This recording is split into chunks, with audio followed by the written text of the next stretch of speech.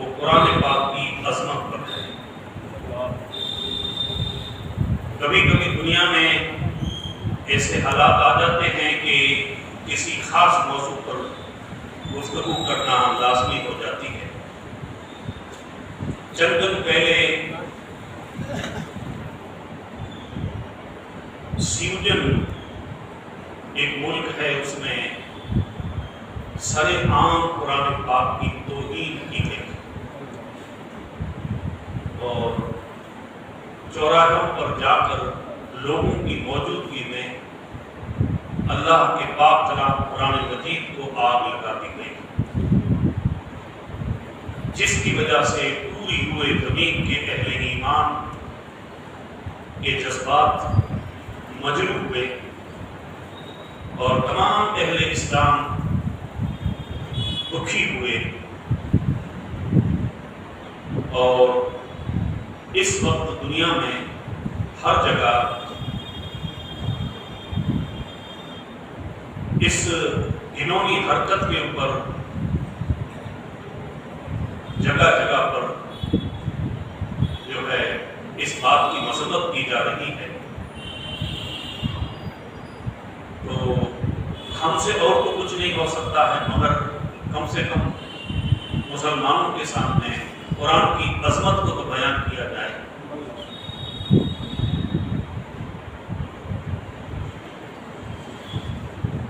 نہ گھبراؤ مسلمانوں، خدا کی شان باقی ہے۔ نہ گھبراؤ مسلمانوں، خدا کی شان باقی ہے۔ ابھی اسلام زندہ ہے، ابھی قرآن باقی ہے۔ یہ کافر کیا سمجھتے ہیں جو اپنے دل میں ہنستے ہیں، ابھی تو کربلا کا آخری میدان باقی ہے۔ قرآن کی حفاظت اللہ نے اپنے ذمہ لی ہے، اور ہمارا ایمان ہے، یہ عقیدے میں چیز شامل ہے کہ قیامت کی صبح تک قرآن باقی رہے گا، قرآن سلامت رہے گا۔ قرآن کی حفاظت جب اللہ نے اپنے ذمہ لی ہے تو اس قرآن کو دنیا کی کوئی طاقت مٹا نہیں سکتی۔ نہ اس قرآن میں سرے برابر کوئی ڈفرینس کر سکتا ہے، نہ اس قرآن کی ایک آیت کی مثل روئے زمین کے سارے لوگ مل کر اس کی مثل پیش کر سکتے ہیں، اور نہ اس کو مٹا سکتے ہیں۔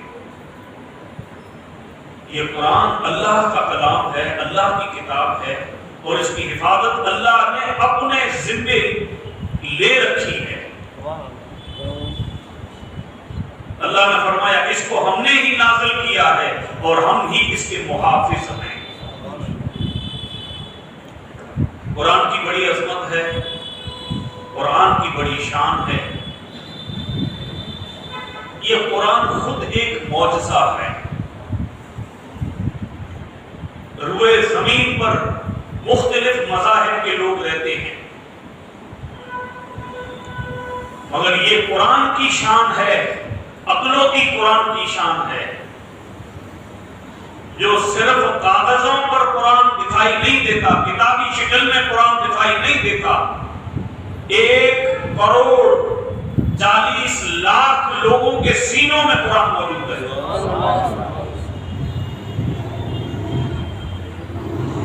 5-6 سال کے بچے سے لے کر 80 سال کے بزرگوں تک، مردوں سے لے کر عورتوں تک،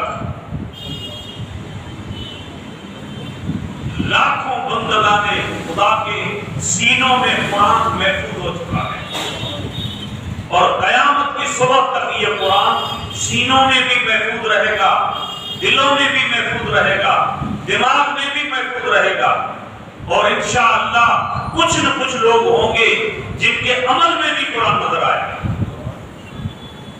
ان کے کردار میں بھی قرآن کی تعلیم نظر آئے گی۔ یہ وہ اللہ کا پاک کلام ہے، دنیا کی کوئی طاقت اسے مٹا نہیں سکتی۔ لہذا مسلمانوں کی ذمہ داری بنتی ہے کہ قرآن کی تعلیم کی طرف آئیں اور عملی طور پر قرآن کی تعلیم پر اپنی زندگی کے احوال کو ڈالیں، اور جو کچھ قرآن میں حکم ہوا ہے اخلاص کے ساتھ، دیانتداری کے ساتھ، ایمانداری کے ساتھ، محبت کے ساتھ اس پر عمل پیرا ہو۔ آپ اندازہ کریں 1450 سال ہو گئے ہیں، قرآن کے خلاف کتنی آوازیں بلند ہوئی۔ دنیا کے شاعر مل کر شعراء نے قرآن کی مثل جو عربی داں تھے وہ بھی پیش نہیں کر سکے۔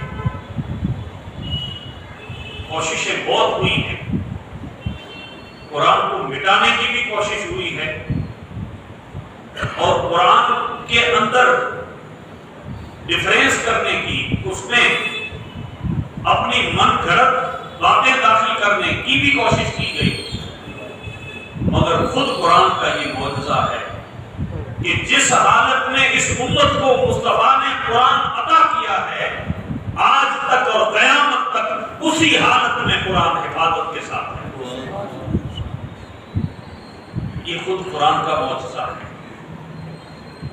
دنیا کے اندر اتنے مذاہب کے لوگ ہیں، کسی ایک مذہب کے ماننے والا روئے زمین میں ایک انسان ایسا نہیں ہے جس کو اپنے مذہب کی پوری کتاب من و ان جیسی کتاب ہے ایسی ان کو برزبان ہو سکے۔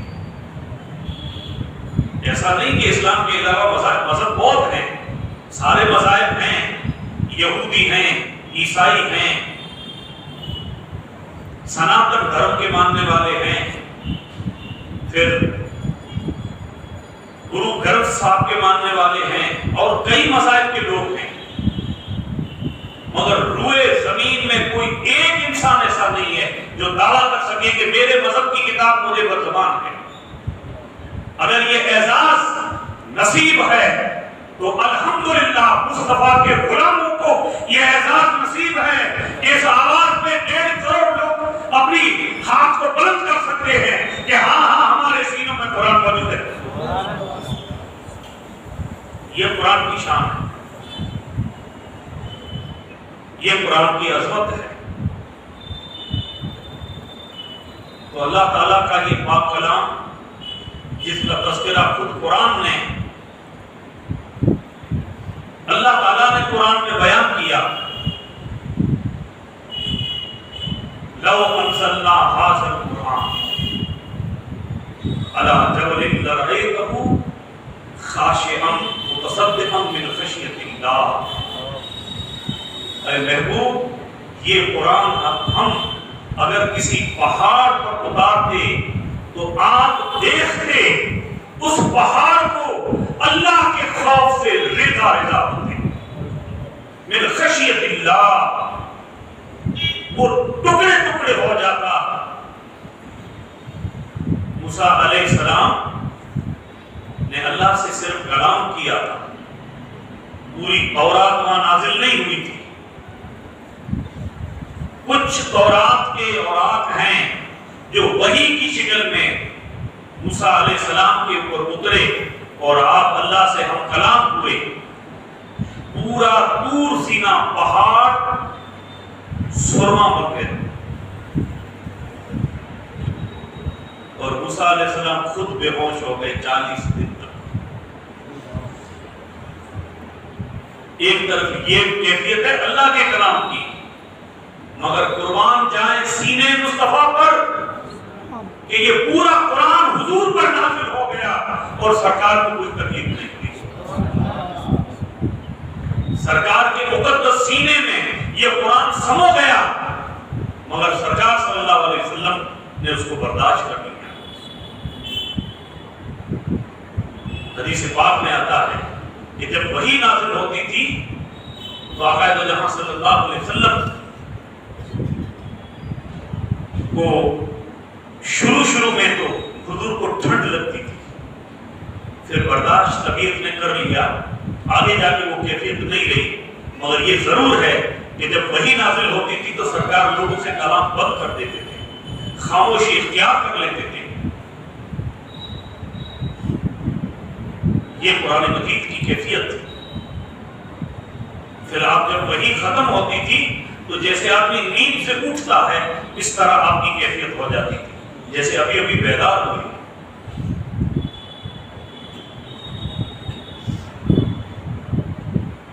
اللہ تعالیٰ کی عجیب قدرت ہے۔ اور آپ کو دوسری بات بتا دوں، پچھلی امتوں میں کتنے نبیوں پر صحیفے نازل ہوئے، نبی اور رسولوں پر کتابی شکل میں بھی جو ہے اللہ کا کلام نازل ہوا ہے، مگر کسی کو برزبان کتاب نہیں تھی۔ نہ کوئی دنیا میں تورات کا حافظ تھا، نہ ہے آج بھی تورات کے ماننے والوں میں سے، نہ کوئی زبور کا حافظ تھا، نہ آج ہے، اور نہ کوئی انجیل کا حافظ تھا، نہ آج ہے۔ یہ آسمانی کتابیں پہلے بھی نازل ہو چکی ہے نا، وہ بھی اللہ کا کلام ہی تھا، بعد میں اس میں رد و بدل لوگوں نے کر دیا، مگر اللہ کا کلام تو من و ان تھا نا جو نبی تک پہنچا ہوا۔ بعد میں ان کے ماننے والوں نے اس میں بہت سارے جو ہے ڈیفرنس لائے اپنے مرضی کے حساب سے اس کو، مگر قرآن کریم میں ایسا نہیں ہو سکا۔ قرآن کریم من و ان، جتنی آیات، جتنے رکوع، جتنی صورتیں سرکار کے زمانے میں تھی، وہ من و ان پورا اللہ کا کتاب قرآن مجید اسی شکل و صورت میں آج موجود ہے اور قیامت تک موجود رہے گا۔ یہ قرآن کی عظمت ہے، یہ قرآن کی شان ہے۔ قرآن شریف کی فضیلت اور عظمت کے بہت سارے واقعات قرآن مجید نے خود بیان کیے۔ اللہ نے فرمایا وَنُنَزِّلُ مِنَ الْقُرْآنِ مَا هُوَ شِفَاءٌ وَرَحْمَةٌ لِّلْمُؤْمِنِينَ، بے شک ہم نے نازل کیا ہے اس قرآن میں مومنوں کے لیے شفا اور رحمت۔ دنیا کی ایسی کوئی کتاب نہیں کہ جس کے کچھ اوراق پڑھ کر کسی بیمار پر دم کرنے سے اس کو شفا ملتی ہو۔ یہ قرآن کی شان ہے، یہ بیماروں کے لیے شفا ہے، خود اللہ نے قرآن میں بتایا۔ پھر ایسی دنیا میں کوئی کتاب نہیں، کسی مذہب میں کوئی کتاب ایسی نہیں ہے کسی مذہب کی، ان خود کا نہ ایسا عقیدہ ہے کہ انسان کا انتقال ہو جائے، وہ قبر میں داخل ہو جائے، برزخ کی زندگی میں پہنچ جائے اور یہاں زندہ لوگ اس کتاب کو پڑھیں اور مردوں کو فائدہ ہو، سوائے قرآن کے۔ قرآن کے پڑھنے سے زندوں کو تو فائدہ ہے، مردوں کو بھی فائدہ ہے، ان کی بخشش ہو جاتی ہے، اللہ ان پر رحم فرما دیتا ہے۔ حضرت عیسیٰ علیہ السلام قبرستان سے گزرے، جلدی میں تھے، اللہ کے نبی تھے، دیکھا ایک قبر پر عذاب ہو رہا ہے اور سخت عذاب میں مبتلا ہے۔ کچھ اللہ کا کلام پڑھا، جلدی میں تھے، گزر گئے۔ جب واپس آئے تو دل میں خیال آیا کہ اس کے عذاب کی حقیقت جب اللہ نے مجھ پر منکشف کر دی ہے تو میں جا کر اس کے لیے دعا بھی کروں اور اس کی حقیقت بھی جانوں کہ اس پر کیوں عذاب ہو رہا ہے۔ واپسی میں آ کر پھر قبر پر کھڑے ہو گئے، دیکھتے ہیں کہ اس کی قبر میں جنت کی کھڑکی کھل چکی ہے، وہ راحت میں ہے، وہ سکون میں ہے۔ اللہ سے دعا کی کہ اللہ پہلے میں نے اس کو دیکھا تھا صاحب قبر کا، وہ تو بہت تیرے عذاب کی گرفت میں تھا، تکلیف میں تھا، مگر واپس آیا میں نے دیکھا تو اللہ تم نے اس پر رحم فرما دیا، اس کی قبر جو ہے اس میں جنت کی کھڑکی کھل چکی ہے اور یہ سکون سے بندہ ہے۔ اے اللہ کون سا عمل اسے کہاں آ گیا جس کی وجہ سے تم نے اس پر رحم فرما دیا؟ اللہ نے کہا اے میرے پیغمبر، اس کا جب انتقال ہوا تھا تو اس کی عورت حاملہ تھی، وہ بچہ پیدا ہو گیا، آج وہ بچہ 3 سال کے اوپر کا ہو گیا ہے، اور اس نے جا کر استاد سے بسم اللہ الرحمن الرحیم سیکھی۔ اے میرے پیغمبر، جس کا بچہ مجھے رحمان اور رحیم کہتا ہو، میں اس پر کیسے بلا عذاب کر سکتا ہوں؟ وہ توتلی سی زبان سے مجھے رحمان کہہ رہا ہے، رحیم کہہ رہا ہے، تو اس کی توتلی زبان نے میرے غضب کو میری رحمت میں تبدیل کر دیا ہے۔ تو یہ بسم اللہ الرحمن الرحیم کیا ہے؟ قرآن کی ایک آیت ہے، یہ قرآن پاک کی ایک آیت ہے۔ یہ اللہ نے قرآن پاک کی عظمت رکھی ہے، یہ قرآن کی شان ہے۔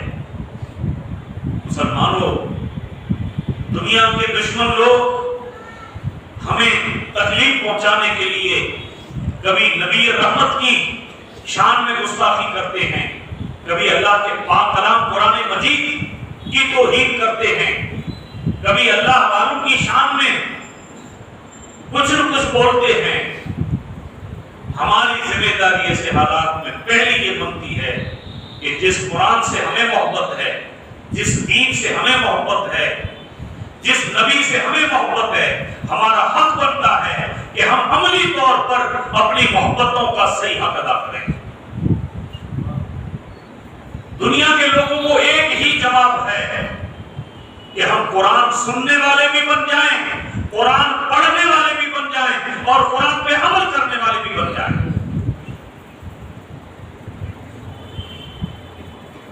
یہ اللہ تعالیٰ کے پاک کلام قرآن مجید کا حق ہے اس امت پر۔ یہ صرف کپڑوں میں لپیٹ کر اور اوپر رکھ دینے کی چیز نہیں ہے۔ رمضان کے علاوہ اس کو ہاتھ نہیں لگاتے، روز برتن صاف ہوتے ہیں، ہمارے ٹی وی فریج اور گھروں کی صفائی ہوتی ہے۔ اللہ کے کلام کی طرف کسی مسلمان مرد اور عورت کا اگر ہاتھ نہیں پڑے گا تو پھر ہمارے گھروں میں نور کہاں سے آئے گا؟ ہمارے گھروں میں برکتیں کہاں سے آئیں گی؟ ہمارے گھروں میں اللہ کی رحمتیں کہاں سے آئیں گی؟ نوجوان نسل رات کے 2 سے 4 بجا رہے ہیں موبائل پر برائی دیکھنے کے لیے، مگر توفیق نہیں ہے کہ یہی نوجوان نسل قرآن کی تلاوت کر لیں، قرآن کی تعلیم کو سمجھ لیں، مصطفیٰ کے فرمان کو سمجھ لیں۔ یہ توفیق نہیں ہے۔ ہم کس کا رونا روئیں گے؟ کتنے لوگوں کی مخالفت کریں گے؟ ہر گھر میں کہیں نہ کہیں عملی طور پر قرآن کا مخالف مسلمانوں کے گھر میں ہی موجود ہے، قرآن کا منکر مسلمانوں کے گھروں میں ہی موجود ہے۔ یہ بھی قرآن کی کم توہین ہے۔ ساری چیزوں کے لیے ہمیں ٹائم مل جائے، اللہ کے کلام کو دیکھنے کے لیے اور پڑھنے کے لیے ہمارے پاس ٹائم نہیں ہے۔ اتنی افسوس کی بات ہے۔ اس لیے اللہ کے دین سے محبت رکھیں، قرآن سے محبت رکھیں، صاحب قرآن سے محبت رکھیں، شریعت سے محبت رکھیں، اللہ اور اس کے رسول سے وفا کریں۔ اگر ہم قرآن کی تعلیم کی طرف آ جائیں گے، افسوس کے ساتھ ایک اور بات بھی کہنا ہے مجھے، اہل سنت والجماعت کے لوگ زیادہ تر میں دیکھ رہا ہوں قرآن سے بہت دور ہیں، قرآن کی تعلیم سے دور ہیں، اور قرآن پر بات بھی کم ہوتی ہے۔ میں یہ نہیں کہتا کہ دین میں دوسری باتیں نہیں کرو، حدیث بھی بیان کرو، اسلام کی تاریخ بھی بیان کرو، سیرت مصطفیٰ بھی بیان کرو، سیرت صحابہ، سیرت اہل بیت، ادب مصطفیٰ، یہ سارے موضوع قرآن میں موجود ہے نا۔ اولیاء اللہ کے تذکرے، سب چیزیں بیان کرنے کے قرآن نے سب بیان کر لیے۔ تبیان لکل شیء، خود قرآن نے یہ دعویٰ کیا ہے کہ ہر شے کا بیان اللہ نے قرآن میں کر دیا ہے۔ ہدی للناس وبینات من الہدی والفرقان، ہم نے قرآن میں ہدایت نازل کی ہے۔ قرآن ہدایت کی کتاب ہے، صرف چومنے کی کتاب نہیں ہے، صرف سر پہ رکھنے کی کتاب نہیں ہے، صرف قسم اٹھانے کے لیے قرآن نہیں ہے۔ قرآن ہدایت کی کتاب ہے۔ ہدی للناس وبینات من الہدی والفرقان، ہم نے اس میں ہدایت نازل کی ہے اور ہدایت کی ٹھوس دلیلیں موجود ہے اس قرآن میں۔ اب دیکھو، سوال کرو قرآن سے، اے قرآن تو ہدایت کی کتاب ہے تو بتا کہ ہدایت کن کو ملے گی؟ تو قرآن نے جواب دیا ہدی للمتقین، جو خدا سے ڈرنے والے ہیں ان کو ہدایت ملے گی۔ پھر قرآن سے سوال کیا، قرآن یہ بتا کہ خدا سے ڈرنے والے کون ہیں، خدا سے ڈرنے والے کون ہیں؟ پھر قرآن نے جواب دیا ان اولیاء الا المتقون، اللہ کے دوست جو ہیں وہی خدا سے ڈرنے والے ہیں۔ بتائیے آپ، ہر سوال کا جواب قرآن میں موجود ہے۔ چاند پہ جانے کا خیال اس دنیا کو 1971 میں آیا، مگر مصطفیٰ نے اس چاند کے 2 ٹکڑے کر کے بتائے 1450 سال پہلے، اور خود قرآن نے ذکر کر دیا۔ شق القمر کا واقعہ قرآن نے بیان کر دیا، مگر 1971 میں جانے والوں میں سے 3 لوگوں نے پہلی بار دنیا میں یہ دعویٰ کیا کہ ہم چاند کی دنیا پر پہنچ گئے۔ وہاں کی کچھ تصاویر لائے۔ اپولو نمبر 11 1971 میں جو گیا تھا اس نے یہ دعویٰ کیا۔ اب اس بحث میں تو مجھے نہیں پڑھنا کہ یہ سچ ہے کہ غلط ہے، یہ ایک سائنسی بات ہے، یہ ایک الگ موضوع ہے، مگر دعویٰ کیا 3 لوگوں۔ اب قرآن سے پوچھیں کہ کیا چاند پہ جانا انسان کا ممکن بھی ہے کہ ناممکن ہے؟ یہ گئے کہ نہیں گئے وہ بحث نہیں ہے، مگر قرآن سے پوچھیں۔ اب قرآن اترا ہے 1450 سال پہلے اور انسان دعویٰ کر رہا ہے 1971 میں۔ تو اے قرآن تو ہمیں بتا کہ کیا انسان کا چاند پر جانا ممکن بھی ہے کہ نہیں ہے؟ قرآن نے جواب دے دیا بل قمر کی ستسک لترکبن طبقا عن طبق فما لا یؤمنون، قسم چاند کی تم ضرور بس ضرور اوپر کی جانب چڑھو گے، مگر کیا ہو گیا تمہیں کہ پھر بھی ایمان نہیں لاتے؟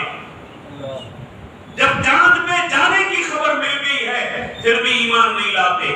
یہ 3 لوگوں میں سے ایک مسلمان ہو گیا۔ یہ ہے قرآن کی حقانیت، یہ ہے قرآن کا معجزہ، یعنی قیامت کی صبح تک آنے والے حالات کو بھی قرآن نے بیان کر دیا، اور سرکار سے پہلے کے زمانے کو آدم علیہ السلام سے لے کر اور آگے پوری کائنات کا ذکر بھی قرآن نے کر دیا، اور حضور کے دور کو بھی قرآن نے بیان کیا۔ آپ سمجھ گئے؟ ماضی کا بیان بھی کیا، حال کا بیان بھی کیا، مستقبل کا بھی بیان کر دیا۔ آپ سمجھ گئے؟ یہ کائنات میں صرف ایک کتاب ہے، یہی قرآن ہے جس میں سائنس کا ذکر بھی ہے، ٹیکنالوجی کا ذکر بھی ہے، اس میں معاملات کا ذکر بھی ہے، اس میں سیاست کا ذکر بھی ہے، سارے ذکر ہے۔ زمین کے حالات کا ذکر قرآن نے کیا۔ یوگوفرا، یہ جو دنیا کے جتنے سائنسدان ہیں انہوں نے بھی قرآن کا سہارا لیا ہے۔ یوگوفرا کی اور ٹیکنالوجی کے اندر اور زمین کی سطح کو اور زمین کے حالات کو، زمین ٹھہری ہے کہ زمین میں حرکت ہے، یہ ساری چیزیں قرآن نے بیان کی۔ میڈیکل سائنس کو قرآن نے بیان کیا۔ دنیا کے سارے معاملات کو قرآن نے بیان کیا۔ قرآن جائیں، کوئی بات نہیں چھوڑی ہے، طبیعہ نہیں ہے، کل شے، ہر شے کا ذکر اللہ نے قرآن میں کر دیا۔